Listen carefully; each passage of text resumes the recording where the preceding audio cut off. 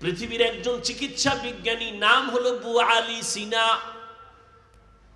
সমস্ত শিক্ষিত বাবারা এই নামটা জানার কথা, চিকিৎসা বিজ্ঞানী বু আলী সিনা। তিনি একদিন যাত্রা করতেছেন কোথাও, হঠাৎ বিরতি করলেন, এক জায়গায় ঢুকলেন, একটা ছোট ঘরের মধ্যে ঢুকে দেখে এক পাগড়িওয়ালা বসা বুজুর্গ, নিচে একটা বান্দা শুয়ে আছে অসুস্থ। ওই পাগড়িওয়ালা হুজুরে তেল পানি দিয়ে তারে ঝাড়ফুঁক দেয়, তেল পানি পরার মালিশ করে, মেসেজ করে, আর তারে ঝাড়ফুঁক দেয়। এ হুজুরে ফুয়াইয়া এর সুস্থ করবে।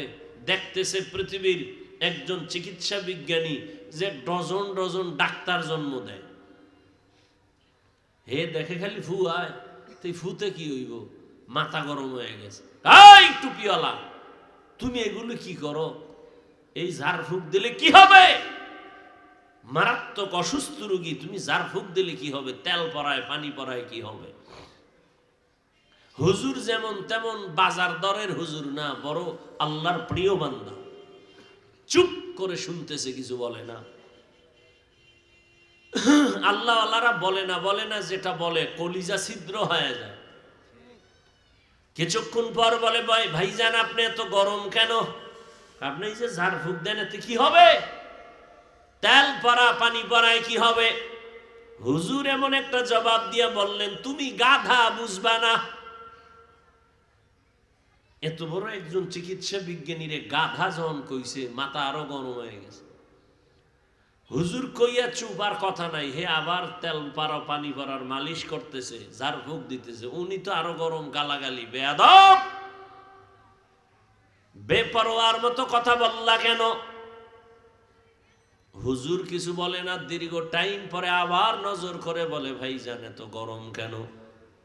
বলে, গরম মানে তুমি বলছো কি? বলছি আমি কি আপনার গায়ে হাত দিছি? কয় না, টাচ করছি, করি নাই। তাহলে আপনি গরম হইলেন কেন? আমি কি ফু দিছি? না, তো গরম কেন? তুমি আমার এক কথা বলছো একটা মারাত্মক, বলে, আরে আমি তো আমার মুখে বলছি, তোমার কি? আমি আমার জবানে কথা বলছি, তোমার গরম হওয়ার কি আছে? জানো না রে মোল্লা, তোমার জবানের কথা আমার কলিজা ছিদ্র হয়ে গেছে। কানে দইরা তওবা কর, আর অন্তরে রে বুঝা, আমার এই জবানের একটা কথা যদি তোর কলিজা ছিদ্র করে দেয়, আমার জবানে কোরআন তেলাওয়াতে ঝাড়ফুঁক দিলে কেন অ্যাকশন হবে না? আউলিয়ারা কারে উকবা ইখতিয়ার, জাহেলারা কারে দুনিয়া ইখতিয়ার। মাইলে মোমেন সোয়ে মোমেন মিশাওয়াত, মাইলে কাফের সোয়ে কাফের মিশাওয়াত। আল্লাহওয়ালাদের নেক নজর ছাড়া কলবে তাকওয়া আসবে না। এই যে আপনার এখানে বসছেন, নগদ একটা প্রমাণ আমি আপনাদের দেই, নগদ, মিথ্যা কথা কেউ বলবেন না, খবরদার। এখানে যারা বসছেন, নামাজ টামাজ যাই পড়েন না, আল্লাহকে সাক্ষী রেখে বলেন, এই যে বয়ান চলতেছে, বয়ান আল্লাহকে সাক্ষী রেখে একটু বলেন, আমার এই কথাগুলো উলামায়ে কেরামের যে বয়ান শুনতেছেন, আপনার অন্তরে হালকা হলেও কি ধাক্কা লাগে নাই? মিছা কথা কইেন না। 1 ঘন্টার বয়ানে যদি আপনার অন্তরে ধাক্কা লাগে, আপনার বিবেকের মধ্যে যদি নাড়া দেয়, তাহলে আপনি যদি আলেম আল্লাহওয়ালার নজরে যদি বছরকে বছর কাটাইয়া দেন, এরকম ধাক্কা লাগতে লাগতে লাগতে লাগতে আপনার কলব এমন পবিত্র হবে যে জান্নাতের ছবি দেখা কবরে যাবে। সহজ কথা কেন বুঝেন না? আল্লাহ ওয়ালাদের নেক নজর ছাড়া অন্তরে আল্লাহর ভয় আসবে না। দেখেন না, মানুষ বিড়ি টানে টানে টানে টানে, হঠাৎ ইমাম সাহেবরা দেখেই গুটায় ফেলাইছে। এত মানুষের সামনে বিড়ি টানছে, ইমামরে দেখলে গুটায় কেন? ইমামের মধ্যে তাকওয়া আছে, ওই ভয়টা তার মধ্যে একটু বাতাস লাগে, ভয়। আরে হুজুরের সামনে করা যাবে না, কারণ হুজুর তো আল্লাহর প্রিয় মানুষ। এজন্য আল্লাহর প্রিয় বান্দা উলামায়ে আহলে হক এদের নেক নজরেদের সোহবতে বড় দাম। মিয়া কেমনে বুঝাবো, সময় কম। জমিনের মধ্যে কুকুর আছে না নাই? কে বানাইছেন? আল্লাহ। কিন্তু সব কুকুর সমান না। আসহাবে কাহাফের সাথে যেই কুকুরের সম্পর্ক, ওই কুকুর আল্লাহর জান্নাতে যাবে। সুবহানাল্লাহ। জমিনের মধ্যে গরু আসেনি? গরু, সব গরুকে বানাইছেন, কিন্তু একটা গরু দামি না। তবে মুসা নবীর সাথে যে গাভীর সম্পর্ক, এই গাভী জান্নাতে যাবে। বুঝেন বুঝেন না? আকল খাইছেন সব, আকল নষ্ট। পিপিলিকা আছে না নাই? কে বানাইছেন? কোন পিপিলিকার মূল্য নাই। সুলাইমান নবীর সাথে যেই পিপিলিকার সম্পর্ক, জান্নাতে যাবে। কি মনে হয় বানায় কইতেছি? আচ্ছা, কুকুরের জান্নাতে কোনো কাম আছে বলেন? ও জান্নাতে যাবে কেন? পিপিলিকার কোনো কাম আছে? রসুলের হাদিস, ও জান্নাতে যাবে কেন? গরুর কোনো কাম নাই, ও জান্নাতে যাবে কেন? ওর কোনো আযাবও হবে না, ওর কোনো কিছুই নেই, তো জান্নাতে যাবে কেন? কুকুর জান্নাতে যাবে কেন? পিপিলিকা যাবে কেন? নদীর মধ্যে মাছ আল্লাহর বানানো মখলুক। আমগো দেশের জাতীয় মাছের নাম কি? আল্লাহর কাছে একটু দাম নাই। আল্লাহর কাছে ওই মাছের দাম যেই মাছটা ইউনুস নবীরে পেটে রাখছে। নবী বলেন ওই মাছ জান্নাতে যাবে। মাছ জান্নাতে যাবে, আর কোনো কাম আছে? দুনিয়ার ওই বেআকল নষ্ট আকলওয়ালা ডিরে আল্লাহ বুঝায়, আই নিমক হারাম। একটা পিপিলিকা জান্নাতে যাবে কেন? বুঝো। একজন নবীজির সাথে সম্পর্কর দাম কত, এটা বুঝাবার জন্য। একটা গরু জান্নাতে যাবে কেন? নবীর সাথে সম্পর্ক হলে কি লাভ, এটা বুঝাবার জন্য।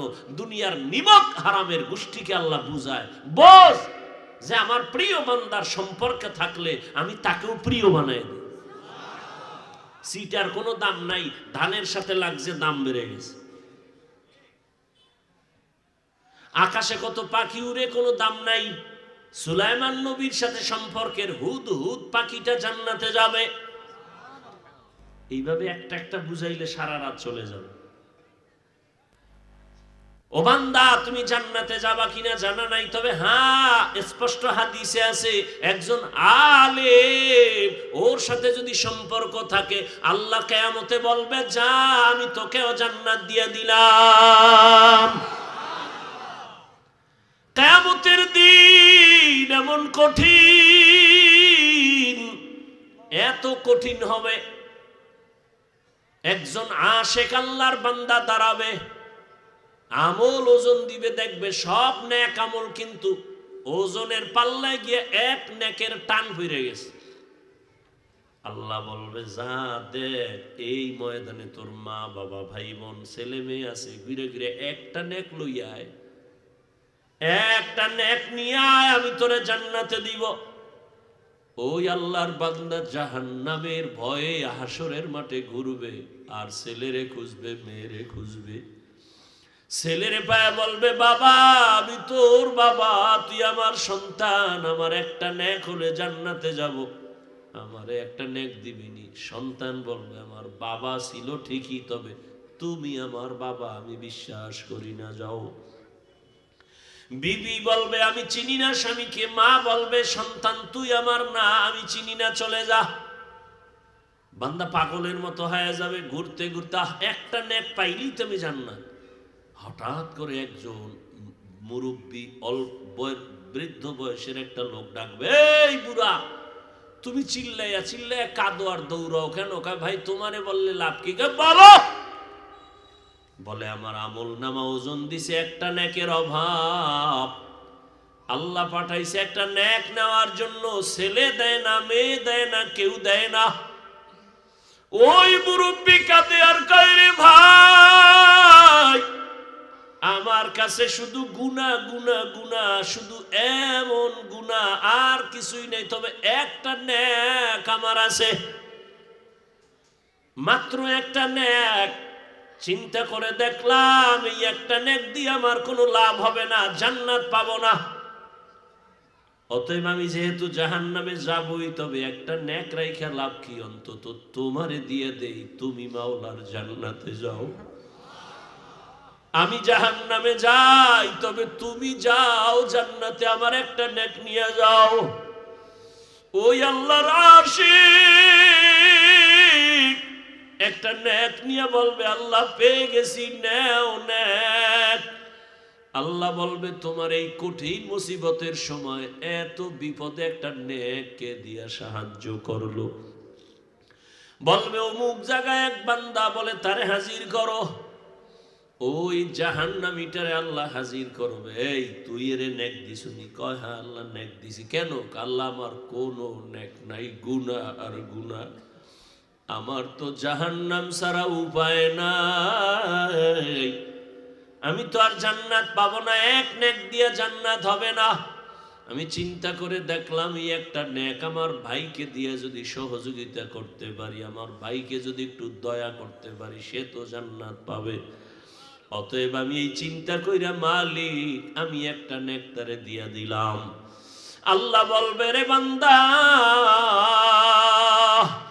তুই একটা নেকের দিকে তাকাইয়া তোর ভাইয়ের দিকে এত দয়া করেছ, ওরে আমি মাওলার মায়া দয়া তো আরো বেশি, আমি আল্লাহর তো 99 গুণ মায়া আরো বেশি। তুই তোর ভাইকে একটা নেক দিছো, যদি মায়া করিয়া দিতে পারো,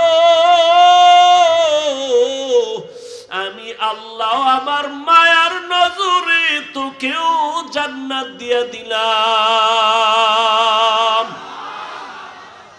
আমিও দয়া করে তোরে জান্নাত দিয়া দিলাম, যা তোর জাহান্নামে যাওয়া লাগবে না। এরে নবীর উম্মত, একটা নেকের টান পড়লে কি হালাত হবে হাসরের ময়দানে। এখনো সময় আছে, কয়দিন দুনিয়ার পিছে তো ঘুরে দেখছো, কি মজা? কিছুই নাই, শুধু